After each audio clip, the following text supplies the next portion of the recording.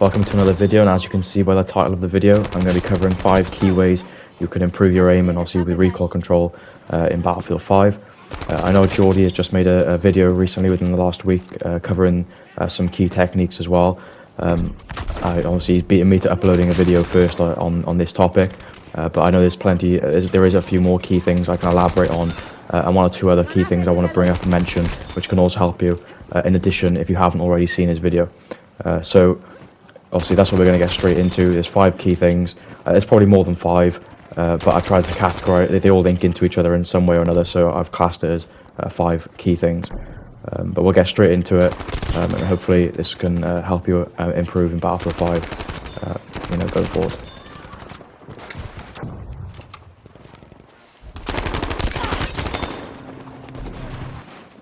Right, so in the first point, we're going to cover crosshair placement, threat identification, and centering. So when we say by centering, you can sort of give it 2 meanings, but you essentially don't want to be looking at, you want to keep your crosshair basically level in the middle of the screen, which is going to be chest height for pretty much any enemy soldier you encounter when you're playing on a level, flat ground.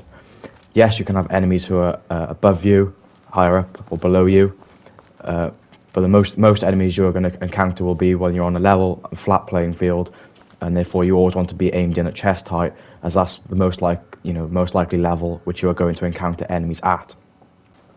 Now, when I say by the term threat identification, I simply mean you need to analyze the risk and potential threat from various locations as you're running to and from A to B, where you are and where you want to go.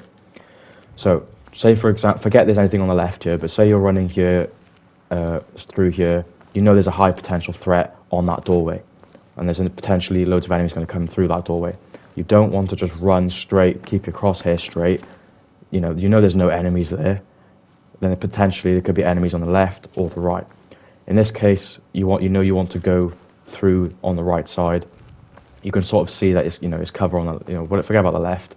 But as you're running, you want to keep your crosshair look aimed at that doorway, so that as soon as an enemy comes around the corner, you can literally aim straight in, and they literally walk into your crosshair, and you can fire away straight at them. You haven't got to run here. You can see the enemy now on the right. Now you've got to take the time to turn, aim your crosshair at the enemy, then aim in, then fire.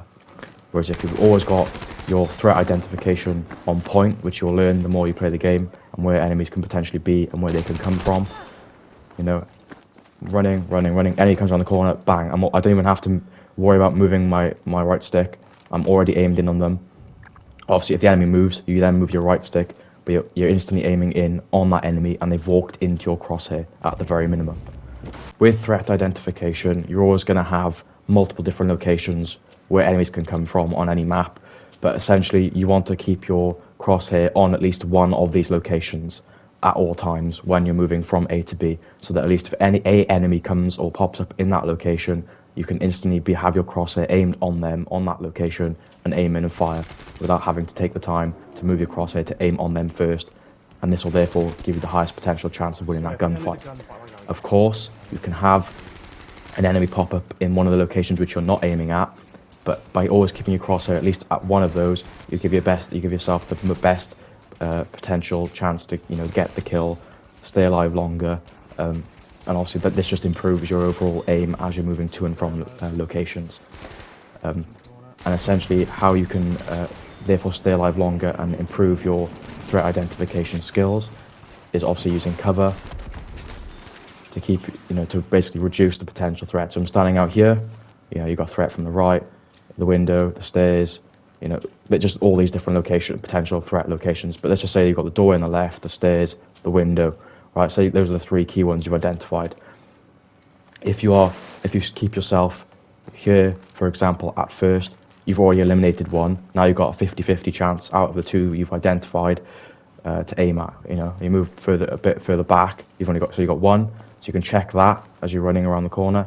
Then as you run around the corner, you aim into the next one because you've already checked the left one. Then you can check the window, and then because you're going to be going up the stairs, keep it back on the stairs, if that makes any sense at all. So identify all the locations for potential threats, and make sure your crosshair is always aimed on one of those so you can engage an enemy straight away. Now the final thing to cover with crosshair placement is obviously as you're moving around doorways or just any corner for that matter. So of course you're going to keep your crosshair centered at chest height on any doorway. Now if we use this part of the map on Underground as an example, when you move around the corner you want to keep your crosshair on the corner of the doorway so that when you move around you're only exposing your body to, to any enemy, like just in this small space. So you're essentially gonna, any enemy, look, as you move around the corner like this, your crosshair is gonna land on the enemy. So if I come around the corner like this, the enemy, if they do see me there, my crosshair's already on them at the exact same time that I see them. So at least you give yourself the most equal and fair chance in that gunfight if you both see each other at the same time. If you run all the way around the corner like this straight away, you expose yourself to this entire area which you potentially have to scan, identify, there could be multiple enemies, and then move your crosshair and aim at them. Moving around the corner while keeping your crosshair just on the corner of the doorway means that any enemy you see as you come around the corner, your crosshair is going to be on them at the exact same time that they see you. So you can engage in the gunfight at the very least the exact same time they see you, and therefore improve your chances of winning that gunfight and having a fair gunfight. Right, now when considering left stick aiming / strafing, this is essentially the way you're going to be able to keep yourself as a moving target while also being able to keep your aim on the enemy target as much as possible so that you can maintain accuracy and obviously land as many shots on the enemy while being as hard a target as possible to hit. So if I'm just using the left stick on its own here, obviously I'm going to move off that target there. If I'm using a pillar or a lamppost, any object you want to choose. So you need to do a combination of both, using your left stick to obviously move. This is how you're going to move and be a moving target. But also using your right stick then to keep it on target. So right here now, I'm going to move my left stick to the left and my right stick to the right, keeping the crosshair on target. So this is just how you're going to practice staying a moving target while keeping your aim on target. Of course, you can fire with whatever gun you're using while doing this as well. Practice recoil control. If you have the specialization for light and stock, of course, you'll strafe even faster and become an even harder target to hit. And you can use the light and stock specialization as well to make it a bit harder when moving left and right and keeping your aim on target. But if you have a longer range target, for example, so if we use the same pillar, sometimes the target at range, when they move left and right, then they're not moving so quick from there to there that you need to use your right stick to move. Targets at a longer distance are generally going to be just in a very small area on your screen, for example, where I'm aiming now, and you can literally just use your left stick. Obviously, if I have a light and stock, I'm going to move quicker, but you can essentially just use your left stick to aim. You haven't got to worry about adding the right stick as another variable in to control your aim and potentially throw your aim off. If you have a long range target, sometimes you can literally just use your left stick to keep your aim on target. So the next point we're going to talk about is obviously right stick recoil control, which is obviously something everyone will probably know about, and it's one of the most basic things just for improving your aim in the game, but it is still very important, and it links into strafing, which is what I just talked about a second ago. But obviously, essentially, you'll know that horizontal recoil is almost essentially uncontrollable. If you have diagonal recoil, then of course you can pull diagonally down and to the left or down and to the right, depending on which way the recoil pattern goes. For example, the ZK, especially when you play on 55 FOV like me, the recoil can go up and to the right, in which case you want to pull down on your right stick, down and to the left. But vertical recoil is something you can control on any gun simply by pulling down. If I shoot here with the MP40, you can see it's going up. It's going a little bit to the right as well, to be fair, but you see how much that went up then when I fired without using my right stick at all. If I fire and pull down on the right stick, look, you can just about keep your sight on the target you want to aim at. And obviously you can practice and learn to do that at multiple different ranges. So essentially that's another key way to improve your aim is by pulling down on the right stick to control vertical recoil. When you're using any gun which might have a lot of horizontal recoil, such as the grease gun, the only thing you can do to be the best and most effective with that gun as possible is playing at the effective range of that gun.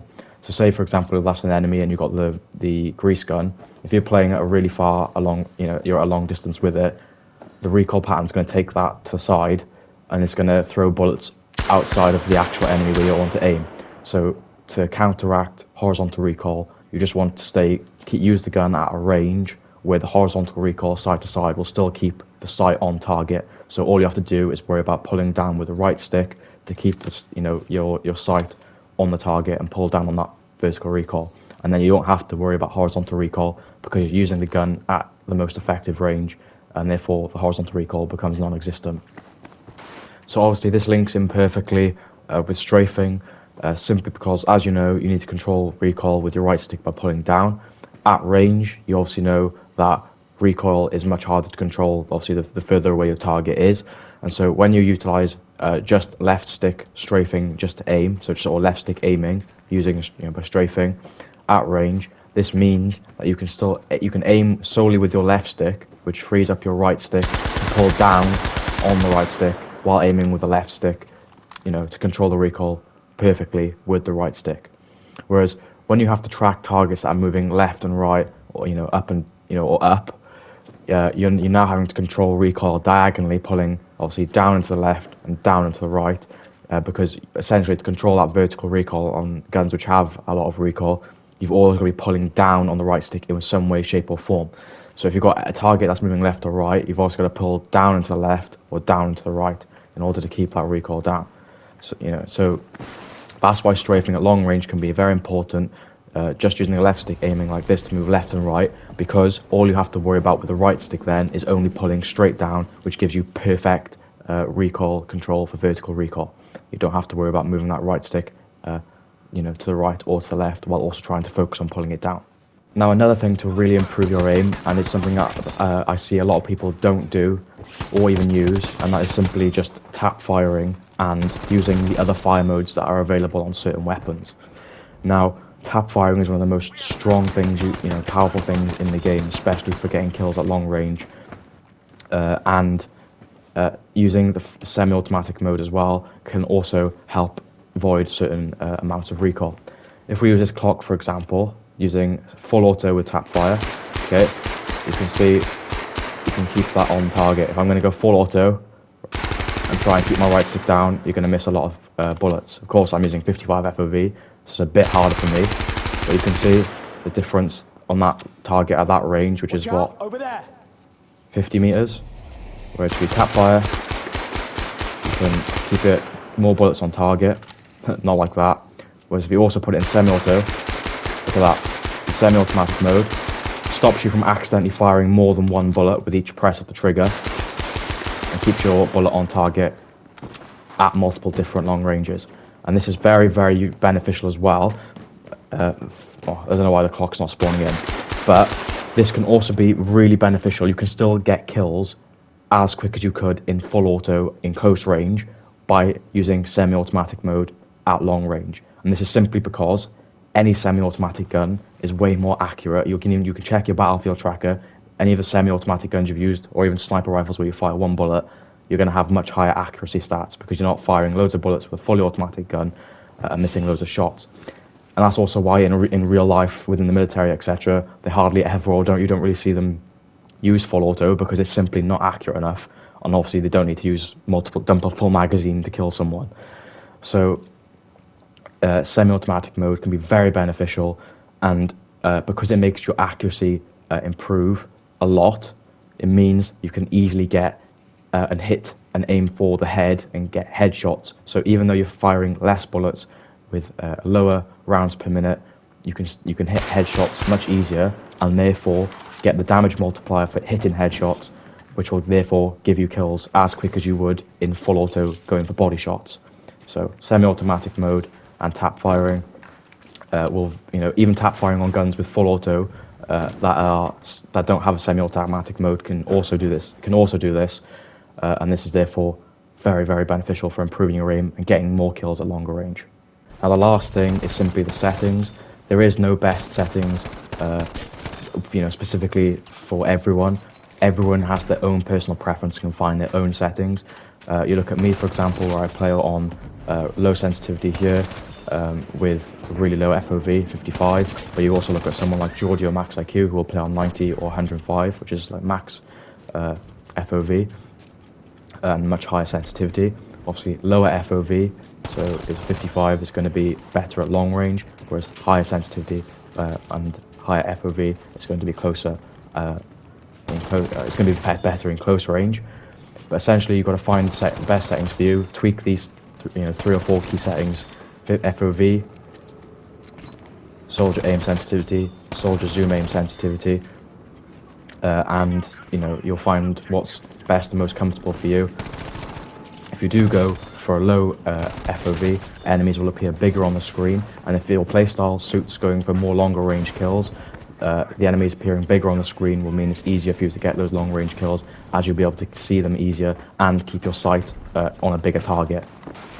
Whereas if you're in close range and you want to go use, run around underground with a ZK, for example, maybe a higher FOV and sensitivity will suit you, as you can see more on your left and right, see the enemies quicker, and therefore get your crosshair on target as quick as possible.